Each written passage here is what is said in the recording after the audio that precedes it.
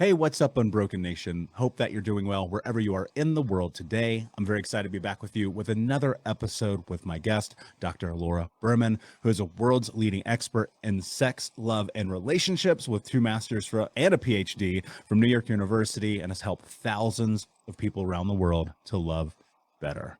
Laura, my friend, how are you today? What is happening in your world? I'm great. I'm really happy to be here with you. I'm very, very excited to have you. For those who don't know you, tell us a little bit about your background and how you got to where you are today. Oh gosh, a little bit. I'm an expert in sex, love, and relationships. I've been doing this for close to 30 years. I've written 9 books. I've hosted radio shows. I have a podcast. I'm just here on the planet to help people heal and learn to love and be loved better.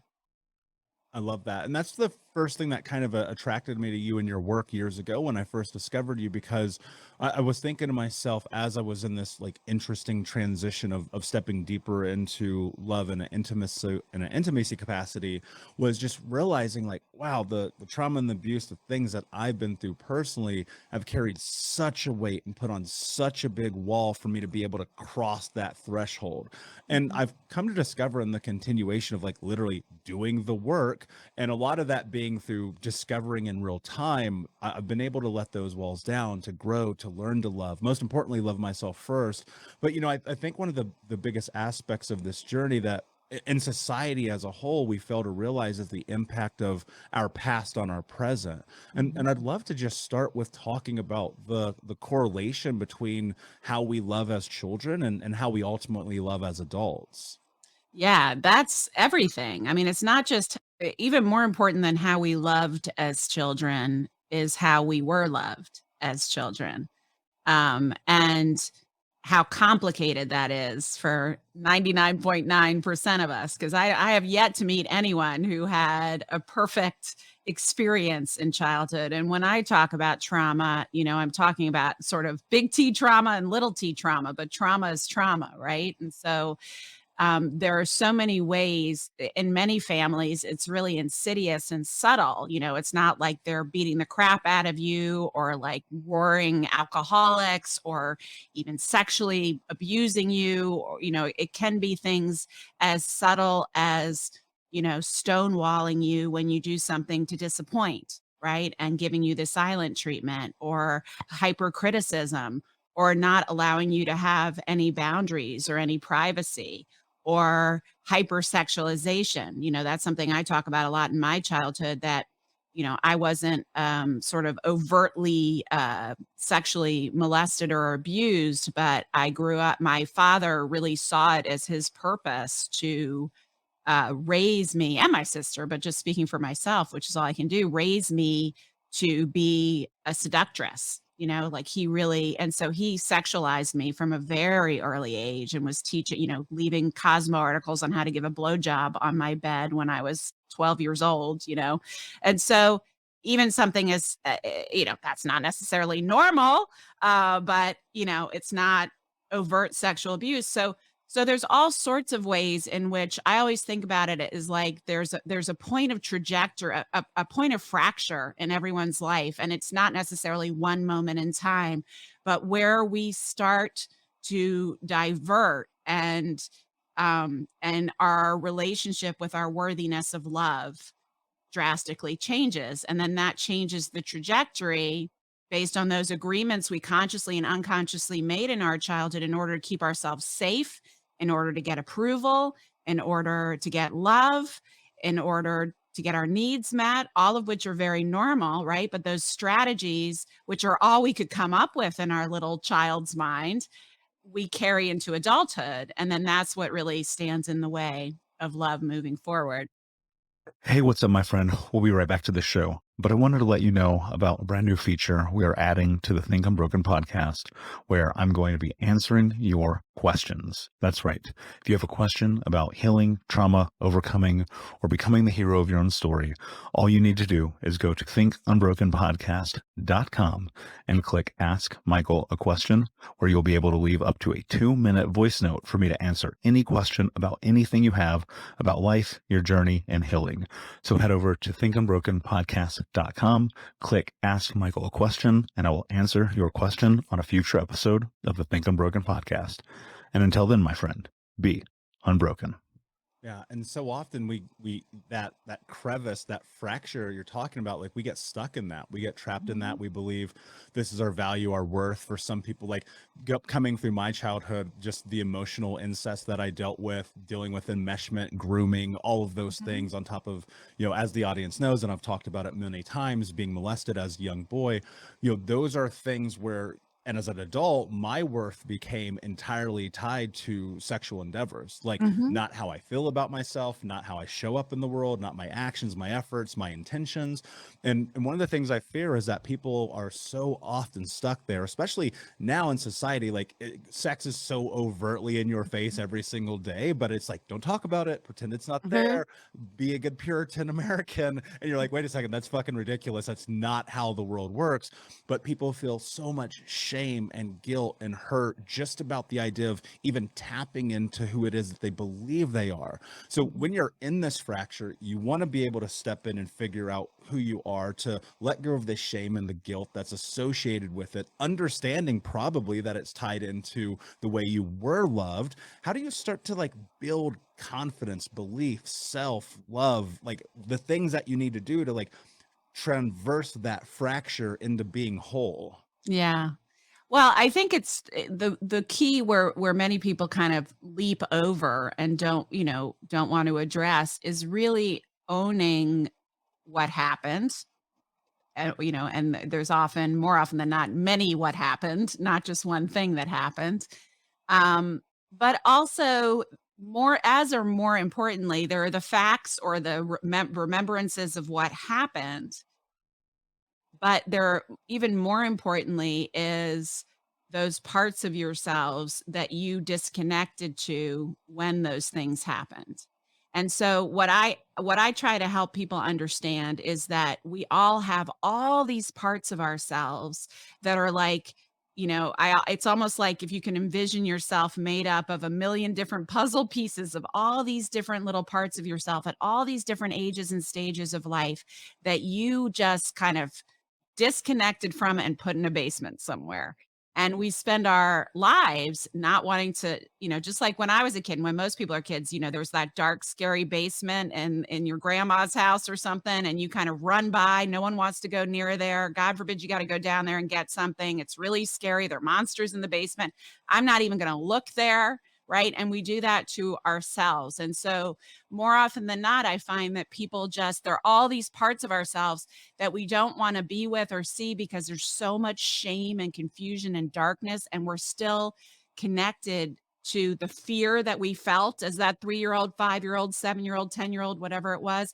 And so we don't even want to look at it and so we just spend our lives pushing that aside, pretending it's not there. And of course, those are the ones that are driving the bus in our relationships, right? Those are the ones that are reacting when we're triggered or making these unhealthy decisions in love. If we were to make those decisions from the conscious whole person adult that we are now, we would make them differently. But the ones that are kind of making those decisions are those smaller, hurt, shadow parts of ourselves. So for me, so much of healing comes from welcoming all of those parts to the table.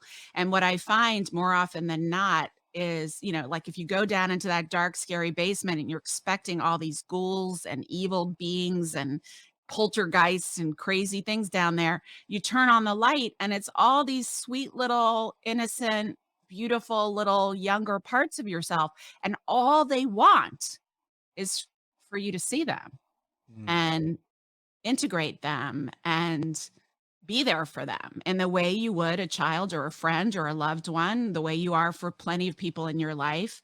It's about being willing to do that for yourself. And what I find time and time again, which is one of the most beautiful parts of the work that I do, is that when shame is exposed to the light, it almost always evaporates. And so that is such a huge part of healing because that's how those parts of yourself can be integrated. And now they're in your conscious awareness. So when you're next presented with that circumstance where you put up a wall or you sabotage or you overreact or you run away, you are aware And you're like, oh, that's that little 7-year-old that learned that love can't be trusted, or that if I open my heart, that it'll get stomped on, or I'll be gobsmacked. No, sweet one, that is not that's not the truth, right? I understand why you adopted that belief because that was all you could understand. A child is narcissistic by nature. Everything that happens around them is because of them, right? So if mom or dad hurt me or leave me or abuse me, I must deserve it. If I were more of something or less of something, then they wouldn't do that. That's how a child's mind work. Now, that's not how we look at it as adults. If a child were to come to say that to us as an adult, we would say, of course, that's not true. But we don't do that for ourselves because we're not willing to be with those parts of ourselves, or we don't know how to. Yeah, and I think a big part of it is, well, and I'm curious, the how to I agree with, right? Because until you get into it, it's like, well, Mhm. you don't really understand how, and that was my experience. But I felt like a huge part of my journey, Laura, I would lay in bed at night after putting myself in what we will call some vastly precarious situations, Mhm. and I would just be like, "Fuck, dude, why did you do that again?" Mhm. And it was this constant trapping where like I was reinforcing the same negative behavior that Yeah. my parents had effectively told me I was going to do. And it wasn't until I really started finding the place to have grace for myself Yes, and that I compassion. exactly. And I was able to explore it a little bit more and be like, okay, why did I hook up with this person from fucking MySpace, aging myself? Why did I put myself in this weird position over here? Why am I sabotaging my finances, my career, my health, my body? And I sat in it and I was like, okay, looking at my life, I'm 350 pounds, smoking 2 packs a day, drinking myself to sleep. Okay, I'm doing everything that my parents told me I was going to be. I was living out their reality. And what it came is I arrived at this moment where I had looked at myself in the mirror and I asked myself, what are you willing to do to have the life that you want to have? The answer became no excuses, just results. And what that was about no longer playing the victim for me, no longer making excuses, no longer negotiating, but more so having the willingness to walk into the basement. Right. And it was a scary basement. I have an It's ace score scary. of 10. There's like chaos in that background, right? Mhm. Mhm. And I discovered something beautiful that you said, like down there was this hurt, lost little boy who needed companionship and Mhm. love and acknowledgement. But I fear people even hearing this and acknowledging and like knowing to do the thing they're supposed to do, just stand with their hand on the door and won't Yeah. walk through. How can we help people walk through? Oh, that's a tough one because I don't like to push anyone to walk through any door, right? That they're not ready to walk through. But with all things, and you kind of described this when you were describing where you were back then. In all things that where fear is holding us back, right? And that's what you're describing. Your hands on the door of the basement, but you won't, you're too scared. You can't bring yourself to go in.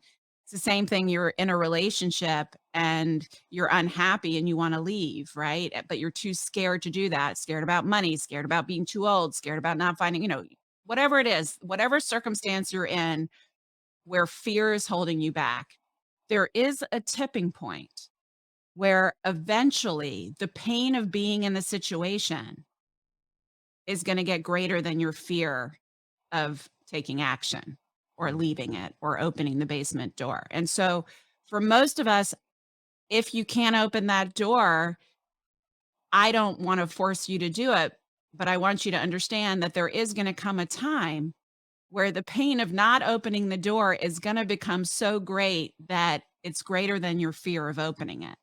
And so, yes, what I want is for you to be brave, and it helps to have support, right? With a therapist or a trauma healing, or even better, I find somatic experiencing is extremely valuable for healing from trauma, right? So to get yourself support and to acknowledge and have grace for that part of yourself that is scared shitless to open the door, right? And maybe you just open it a crack at first. Maybe you just start with a baby step. Maybe you just don't do it for a while, right? That's okay too, because everybody has their own, just like we have our own trajectories of trauma, we have our own trajectories of healing as well.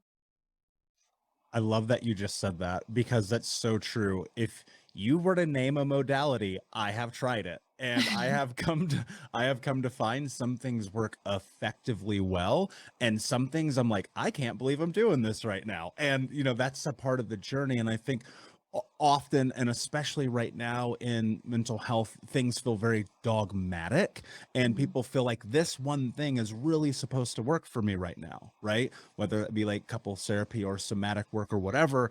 And I think people beat themselves up because that one thing isn't working. And how do you figure out, how do you really know, I guess would be the question, how do you really know if something is working for you? Well, there is no I wish there was a magic bullet, but there isn't, right? And there are so many different modalities and things to try. And I think what we have to understand is that trauma healing is not about fixing something. It's about um a journey of healing.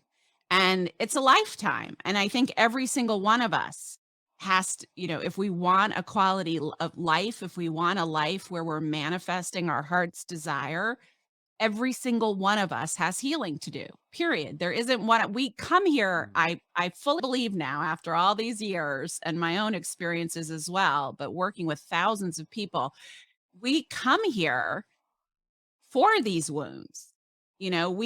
Our souls start out in oneness, right? We are part of oneness. We have no pain, we have no trauma. We come here into these human bodies and we have these experiences that disconnect us from ourself and disconnect us from our grace. And part of the journey of being here in these bodies on this planet, in this life, is the journey of healing. And it is never over.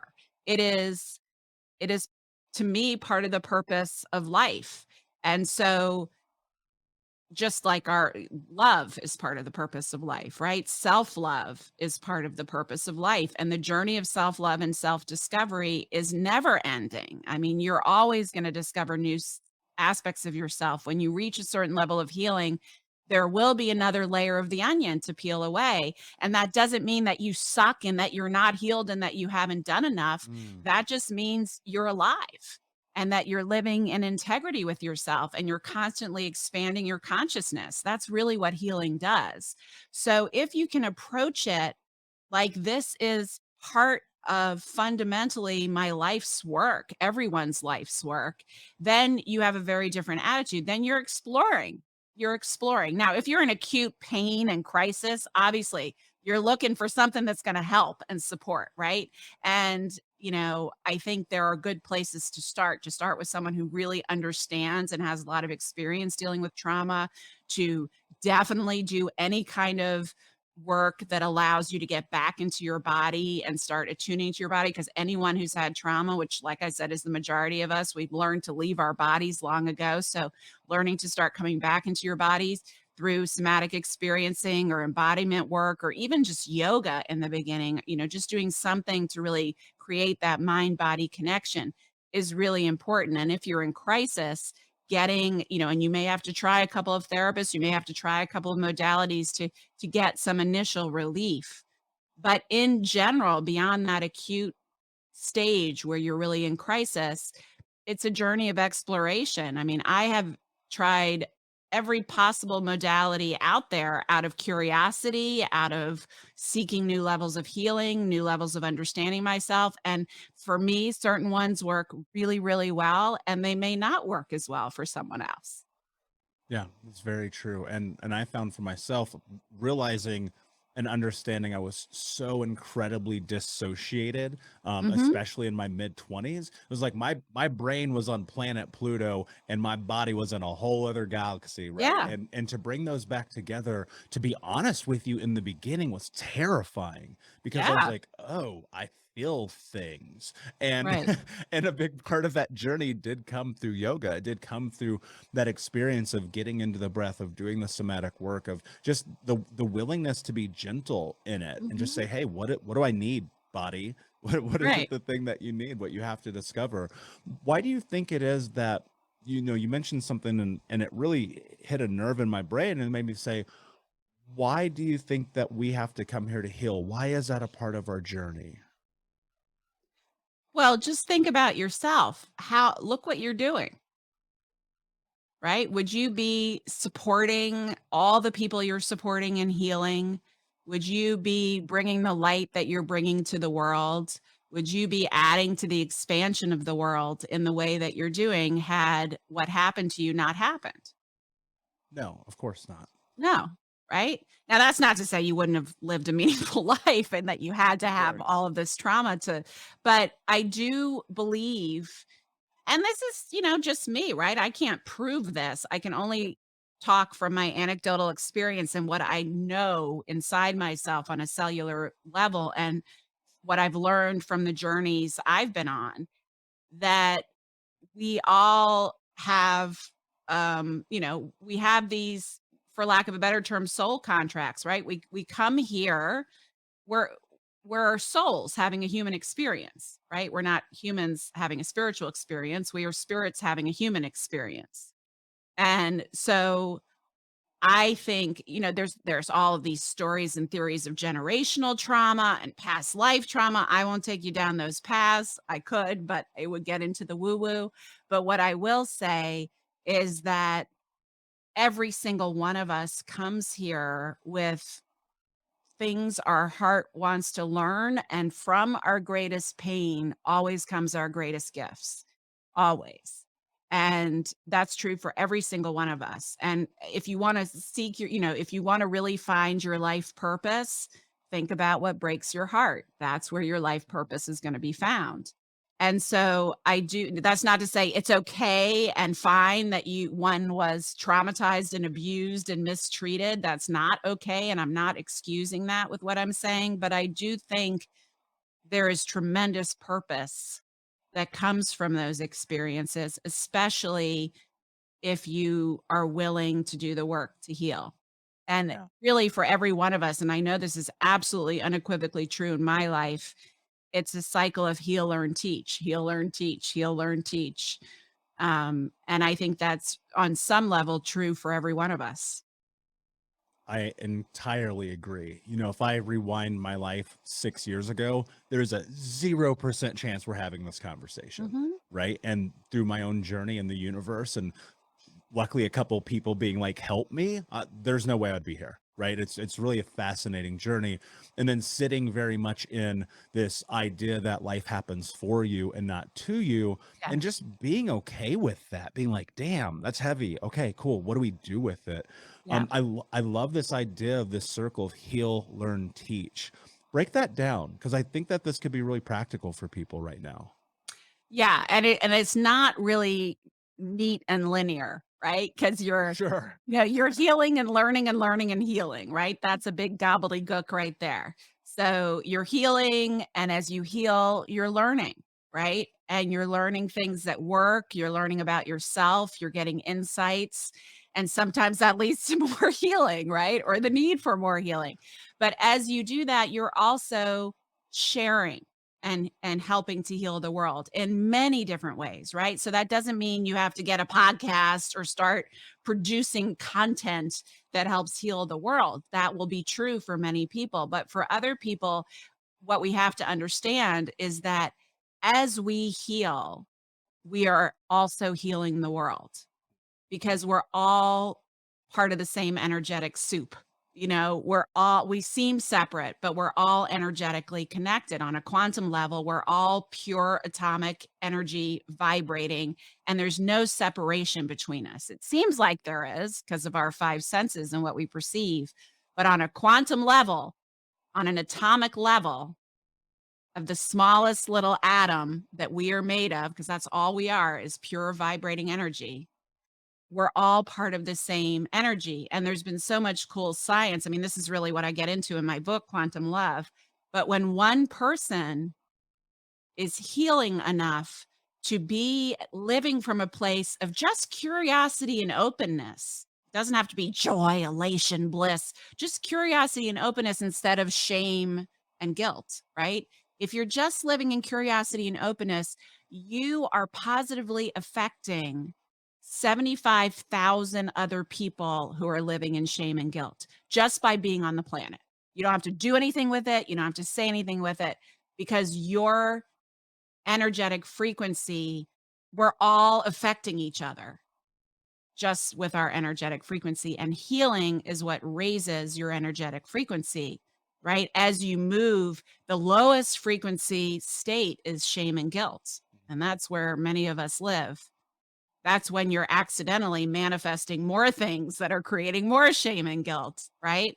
And as you can heal authentically and open that basement door and be with those parts of yourself and start to heal that shame and guilt, then your energetic frequency, your atomic energy actually changes frequency. And there's science to show this, that every emotional state we hold in our body has an energetic frequency and we affect one another.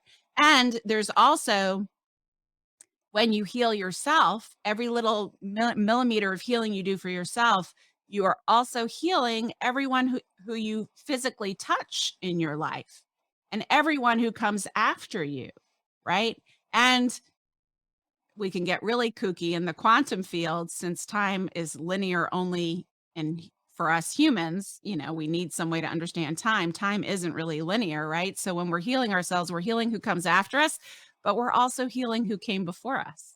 We're healing everything when we heal ourselves. That's fascinating. One of the things that I do when I go to a restaurant with friends, you put your name on the list and it says Mhm. time. Mhm. I always put now. Yeah. And I'm always reminding myself, and that's about, for me, being present, not just in that moment, but in life in general, realizing can't do anything about what I said 5 minutes ago, can't do anything that hasn't happened yet because it hasn't happened, and just trying to stay here. And my hope is that as people get more familiar with it, they go, I'm not healed yet. I'm like, what does that mean? Yeah. Are you different than you were yesterday? Are you operating in the world in a space and capacity that you've never done before? Well, that feels like healing to me. Yeah. There is Right? no healed, Yes. right? There's Yep. always more to do. There's always more to evolve. You can heal to the point where you're not in constant pain, and where you're not blowing up your life. But there's always more healing to do. There's always new realizations to have. And you know what? It's such a fascinating time for me. I'm working on a book that I hope to have finished by the end of the summer, called "You're Not Crazy, You're Just Ascending," because there's so much happening in the world right now energetically that is calling on all of us to shed our shit. And we don't even want to, like, whether we want to or not, because the Earth's energetic frequency has drastically risen because of all sorts of things I won't get into, but we are on the planet Earth and we match her frequency always. That's one of the reasons that if you want to calm and be in wholeness and feel that wholeness, you spend time in nature. Have you ever noticed that? It's really hard not to get to that zen place when you're surrounded in nature for a while, because nature doesn't match our frequency. We match nature's, period. Like, it does not match ours. Other humans match ours, Mm. but nature doesn't, right? And the Earth right now, the Schumann resonance, which is the electromagnetic frequency of the Earth, has spiked and risen. And many experts out there believe that that's a big part of all the chaos we're seeing in the world, the wars, the riots, like, because in order to raise your frequency, you have to heal stuff. You have to release what's holding you in guilt and shame. And so people feel like they're going crazy, which is why the title of the book, because all of a sudden these memories are surfacing that they've never even thought of before, or they're suddenly seeing a pattern in their life, in relationships or in something else that they never even considered before. It's like things that were hidden in plain sight suddenly come into view because they're coming out. Or all of a sudden you'll be hysterically crying and you don't even know why. It's because you're literally shedding old trauma, old pain. Your body is having to raise its frequency. And in order to do that, you have to shed those parts of yourselves that are stuck in shame and guilt and fear and anger. Hey, what's up, Unbroken Nation? We'll be right back to today's episode, but I want to take a moment and invite you to Think Unbroken Conference.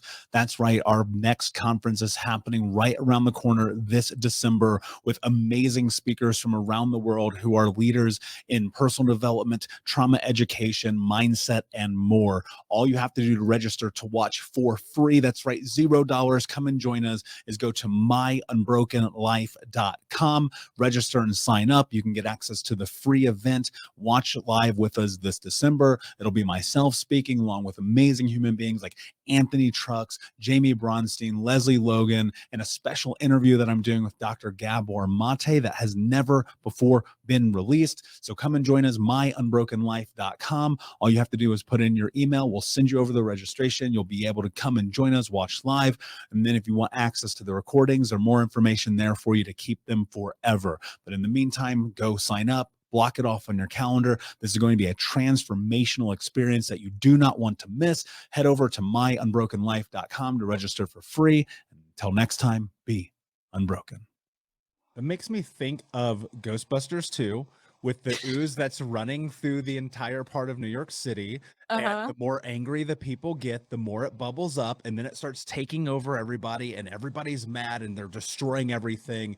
And then suddenly it's like this beautiful, happy music comes on and it calms it and it makes it go away. And it's this resonance of peace and happiness and joy and love and contentment and fulfillment that ultimately is the thing that starts to, and of course there's more of the movie, but that part came to mind because it's like, we're in that ooze right now. We're in the ooze. And the truth, yeah. And the truth is the ooze is just masking the truth. I mean, I have this class that I teach, or we call it a club. It's the Manifestation Mondays Club. And we meet once a month and we give a lesson on sort of removing the blocks to really manifesting. And a lot of it is about healing. But manifesting the love and the life you want. And what I was explaining to them just the other day is that you don't have to find, like you sometimes feel like you have to find that truth of how lovable and perfect and beautiful you are, and that resonance as you talk about. It is there. You are born that way. It is there from the moment you take your first breath, maybe even before that, right? But let's just say from the moment you take your first breath, it just gets conditioned out of you or traumatized out of your awareness of it. But the flow of that grace is always there. You can't do anything to make it stop. You can't do anything to make it disappear. What disappears and stops is our ability to connect to it, our willingness to be aware of it, right? But it's always there. So just like that, the Ghostbusters example you gave, right? Like that grace and that resonance is already there within you. It's just covered up. There's that, I think it was, I'm blanking on the country. It was a country, I don't think it was China, but it was this story about this golden Buddha that when when there was a war and pillaging happening, the monks at this monastery covered the golden Buddha in mud to make it cement type stuff to make it hidden so no one would steal it. And it was several hundred years later, it was totally forgotten about. No one remembered that this was a golden Buddha when suddenly there was a crack and they were moving it and there was a crack and someone saw some light shining through it and they chipped away and they're like, oh my God, this Buddha has been sitting here pure 18 karat gold for centuries.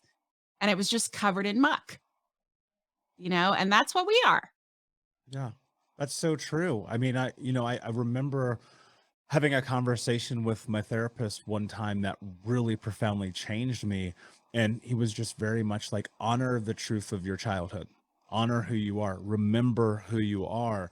And I was like, that's really interesting, because part of me has, I realized that a huge part of trauma is the theft of identity, right? Yeah. And in that was going back to be like, what do I want? Who do I want to be? What did I want more than anything as a kid? And I've mentioned this on the show before, but I wanted to be a rock star. That was it. That was my dream, to be on stages, to have a mic in my hand. And it's like, I do that now with a different instrument, right? Speaking on big stages, having these conversations. And it's so much about that. But it wasn't until I was able to like kind of sit some of this trauma somewhere else that I was able to Mhm. like step into this To come further. back to your light.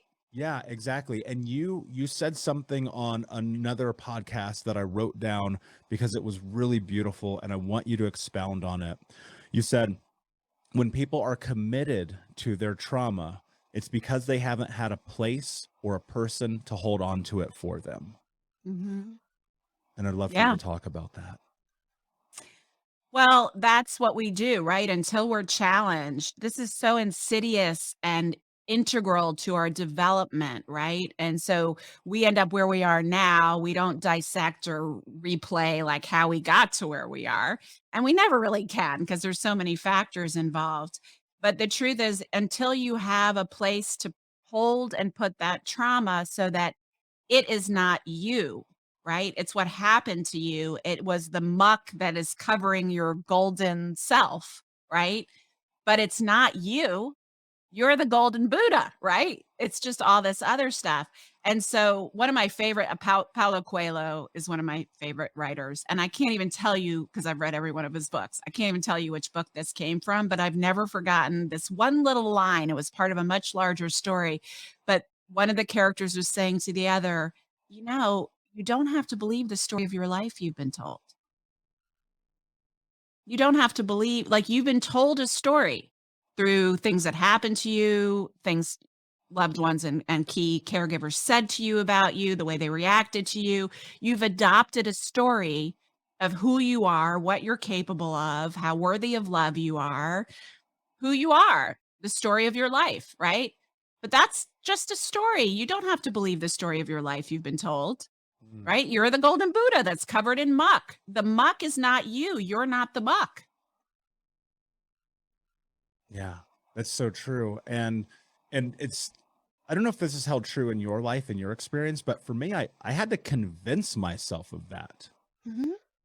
Right, because there's so much of you. Look, in order to survive difficult times as a child, it's hard for us to understand with the intellect and perspective and of an adult how we felt as a child, right? It helps to hang out with children to see, and as a mother, I've definitely learned this more acutely than I probably would have if I hadn't been around children as much as I have. But they don't see the world as we do. It's very, their worldview is very limited, obviously, because they're new little humans.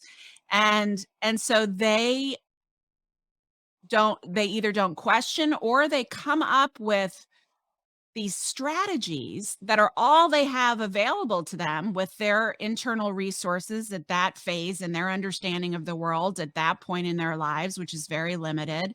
They come up with a strategy, right? So like in my life, and it also has to do with your personality and I think your soul path, right? So in my family, right? If I said, oh, look, the sky is blue. And my dad said, no, it's not. It's yellow, right?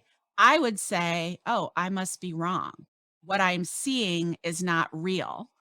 And my dad's right. So actually, what I think is blue is really yellow. I must not be able to tell the color of the sky, or I must think that what I think is blue is actually yellow, right? Because my dad was so scary and could be so abusive if you conflicted with the way he wanted to view the world, that I learned really early that if I was going to stay safe and if I was going to get his approval and love, his truth was the only one that I could accept, right? My sister had a very different personality. She would be like, fuck you, the sky's blue, you know? And she had her others. She ended up with a lot of other, traumas and dramas than I did. We both had our own journeys to take, right? And we both had our own personalities.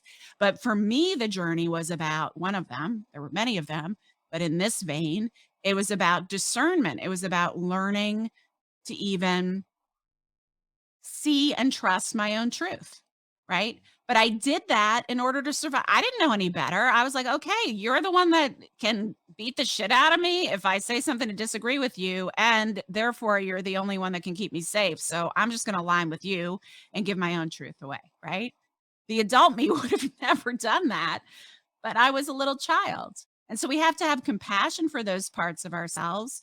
And we also have to understand that we were doing the very best we could. And we make these unconscious agreements and contracts that, if not questioned, remain throughout our adulthood, right? So I became, until I addressed this, I was someone who always second guessed my choices, who never felt confident in my decisions, who would make a decision about something and immediately question it. Or if I spoke to someone else 5 minutes later who had a different opinion, my husband would even complain about it in the beginning of our marriage, because we would make a decision and then I would talk to someone else about something and it would come up and they would have a different opinion. And I'd come back to him and be like, you know what, maybe we should.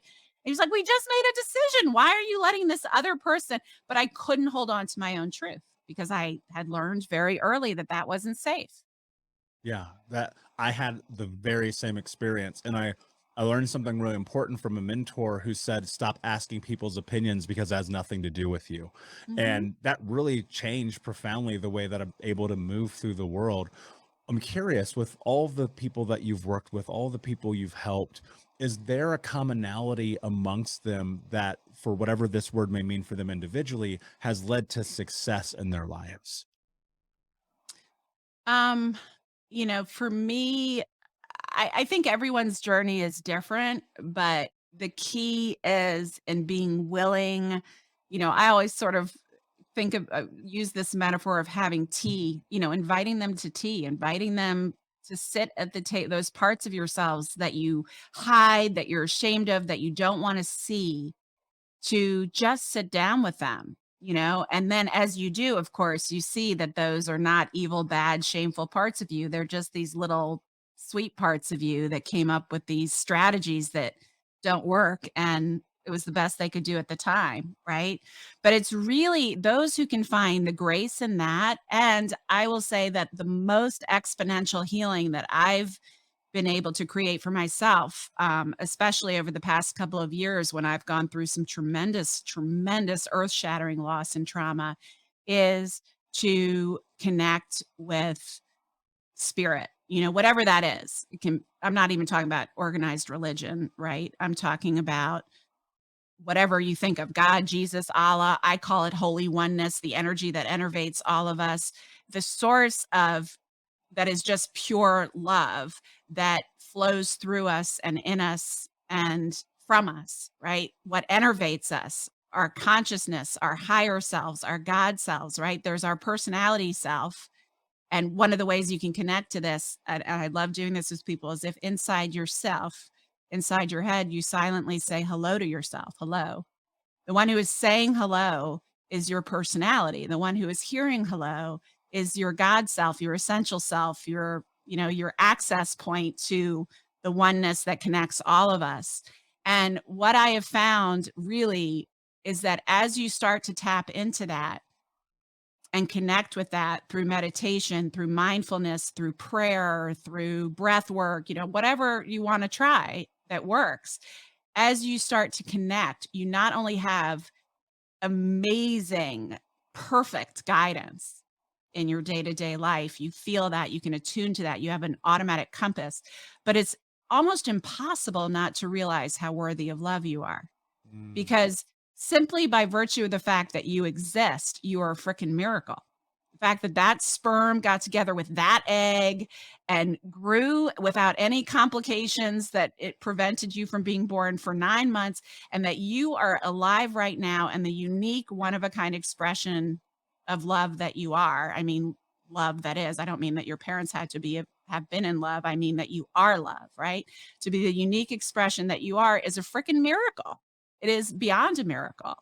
And you are worthy of love simply because you exist. You don't have to do anything or be anything or not do anything in order to be worthy of that love. And that's where the gold under the mud really is found, I think. Yeah. And it sounds to me like the way to get there is you have to start to crack that mud so that gold starts to shine through a little Yeah. bit. Yeah. You have to be willing. And it does require courage, and that's why sometimes the pain has to get bad enough for you to be willing to take the leap and be courageous enough. Yeah, that's really beautiful. And I found in my own journey that, and sometimes I'm very thankful for that pain. I mean, like the suffering was for real. I Mhm. always tell people between 26 to 29 years old were arguably the three hardest years of my life, because it was like one step forward, million steps backwards, Mhm. iteration, learning, growing, changing, healing, and ultimately getting to that place where I sit today, now a decade plus removed from the beginning of this journey, of just being like, I'm okay with who I am. Mhm. And that's why we created this show. I want people to realize, like, you don't have to be a billionaire, you don't have to be a fucking social media influencer, you don't have to write a million books. All you have to do Mm-mm. is like go stand in front of that mirror and be okay with the reflection, but you have to be willing to walk into that basement to get there. And that's the Yeah. juxtaposition, like that's the dichotomy, right? Yeah. Life requires courageousness. A good life does. And if you want a good life, that's where it starts. And, in terms of the title of your podcast, the truth is we were never broken, right? Parts of us were broken down. Parts of us were seriously damaged and mistreated unfairly, and abused. But the core of us is never broken.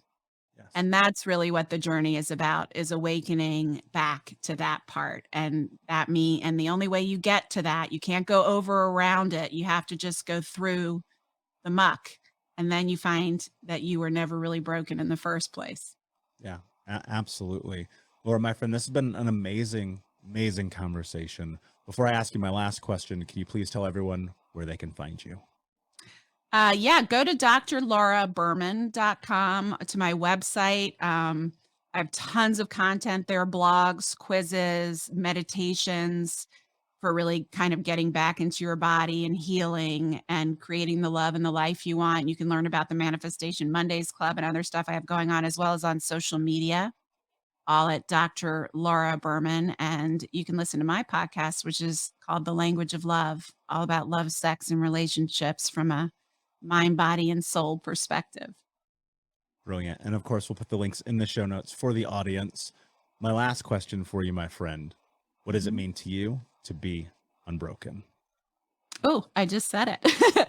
What it means to be unbroken is that you were never broken in the first place. And being unbroken means coming to the realization that the truth of you and the core of you is always pure light and love. And that the only part of you that has been broken is the stories you tell yourself about yourself, and the things that have happened to you that you didn't deserve, and maybe even the mistakes that you've made out of those hurts. But none of that is the truth of you, because the truth of you is always absolutely perfect. Mm. I literally just got goosebumps. Beautifully said, my friend. Thank you so much for being here. Unbroken Nation, thank you so much for listening. Please like, subscribe, comment, share, tell a friend. And until next time, my friends, be unbroken. I'll see ya. Hey, Unbroken Nation, we'll be right back to the show, but I wanted to let you know that you can grab a copy of my first book, Think Unbroken: Understanding and Overcoming Childhood Trauma, for free. If you go to book.thinkunbroken.com, you can download the PDF ebook version of the book and get everything that I know about the baseline of healing trauma for free, downloaded to your email right now. Just go to book.thinkunbroken.com to download your copy of Think Unbroken: Understanding and Overcoming Childhood Trauma for a PDF for your phone. Again, that is book.thinkunbroken.com. Thank you so much for listening to Think Unbroken. Please share this episode with someone who could use it and help us move forward in our mission of ending generational trauma in our lifetime. And if you would, please take 5 seconds to pop on iTunes or Spotify, hit that 5-star, leave a review, and you can also reach out to us on social at Michael Unbroken or at Think Unbroken. And of course, you can check out our YouTube channel at Think Unbroken. Thank you for being a part of Unbroken Nation, my friends. And until next time, be unbroken.